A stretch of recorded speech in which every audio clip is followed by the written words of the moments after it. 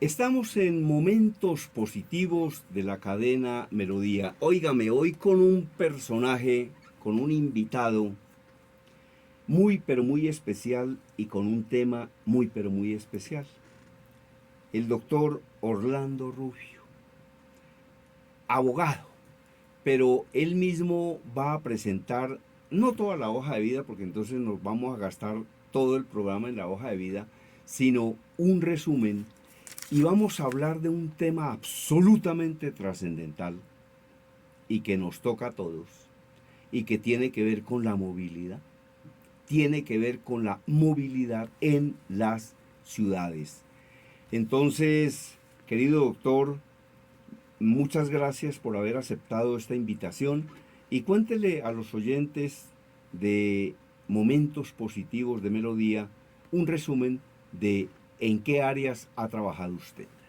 Sí, muy buenas tardes, muy buenos días, noches, en cualquier lugar del planeta donde nos escuchen en este momento, Sí. en esta potentosa cadena Melodía de Colombia y por supuesto con nuestro maestro que nos ha invitado. Mi nombre es Orlando Rubio, abogado egresado de la Universidad Libre, con estudios de Derecho en diferentes universidades del país, con el grado de Magíster en Derecho, pero digamos que soy un curioso y un investigador de la ciencia del derecho y las relaciones humanas. Hay un capítulo muy importante que cobra ahorita especial vigencia y es el derecho a la movilidad. Es un tema que dice, pues estamos proyectando contigo el desarrollo de nuestro primer libro, que será muy seguramente lanzado por ti, por nuestra casa editorial, sobre el derecho a la movilidad y las relaciones de las personas. ¿Qué tiene que ver la movilidad con las personas? ¿Y qué tiene que ver la movilidad con las personas? Uno podría decir que todo, ¿no? Por ejemplo, se habla de que uno debería vivir cerca de donde trabaja. ¿Para qué? Para evitar la movilidad. Para evitar la movilidad. Em, por ejemplo, en una oportunidad a mí me decía una persona que una ciudad grande necesita vehículos grandes.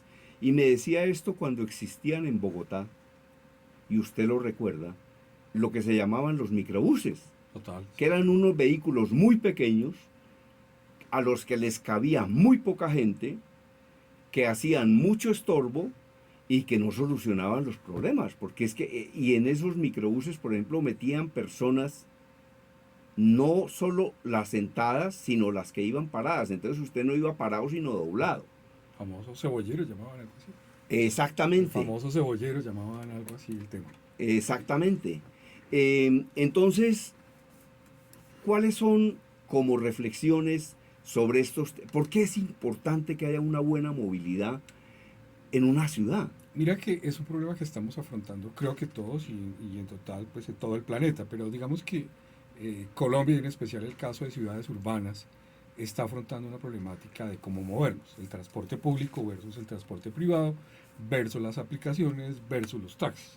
Pero a la final de la historia hay un capítulo muy importante, personas que se levantan a las 4 o 5 de la mañana en grandes ciudades, alistan a sus chicos a los colegios, alistan a sus padres mayores en algunos casos cuando son cuidadores y emprenden esa batalla contra el cemento y un gran bus. Es meterse a un sistema masivo de transporte, en el caso regional. Y llegar a su sitio de trabajo después de hora y 40 minutos, laborar 8 horas y en la tarde o al final de la tarde, 5 de la tarde, todos regresando a sus centros de habitación. Es decir, todos al tiempo no podemos y no cabemos. Todos al tiempo no podemos y no cabemos. Por ejemplo, yo sé de ciudades y sé de países donde no todo ocurre al tiempo.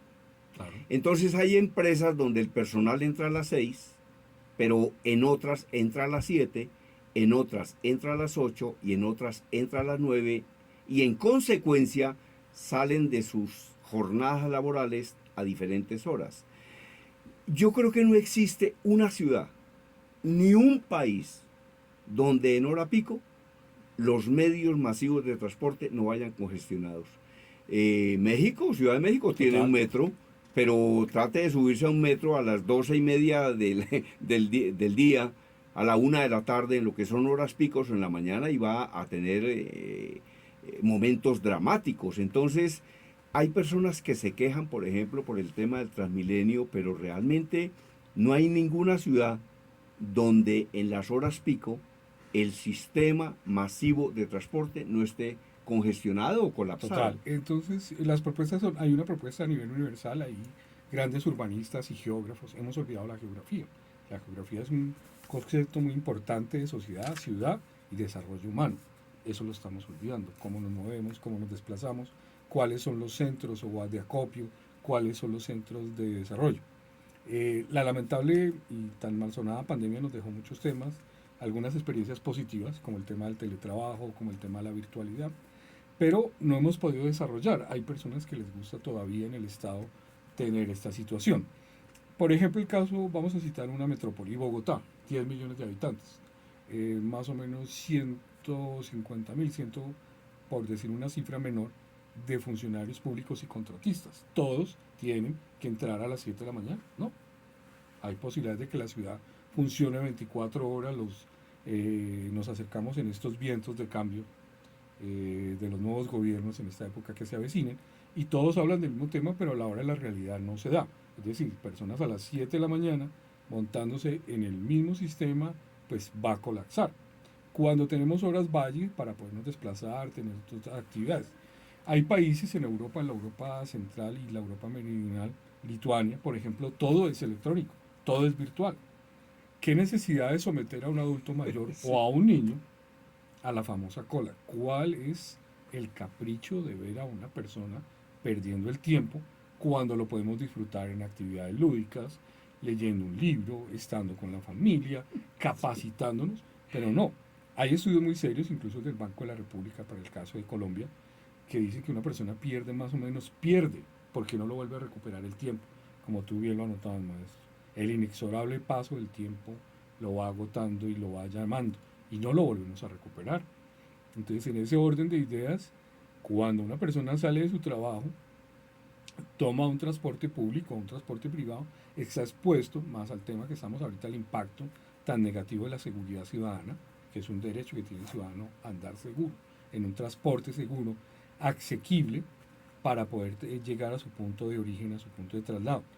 ¿Qué es lo que está sucediendo? Hay otra problemática que se denomina ciudad 15 minutos, es decir, los grandes urbanistas y los grandes geógrafos, el maestro Jordi Español, que vino para la misión colombiana, que es decir, crear los centros de acopio a 15 minutos. Pero la geografía no nos da, porque la extensión de Bogotá es tremendamente grande. Tenemos franja norte, franja sur, franja, etcétera. La ciudad tiene que diversificarse y colocarse al servicio del ciudadano, no el ciudadano al servicio de la burocracia o de la ciudad. Así es.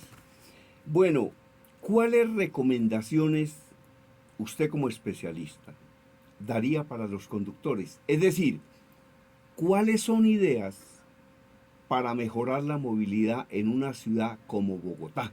¿Cuáles son ideas generales y cuáles serían sugerencias para los conductores?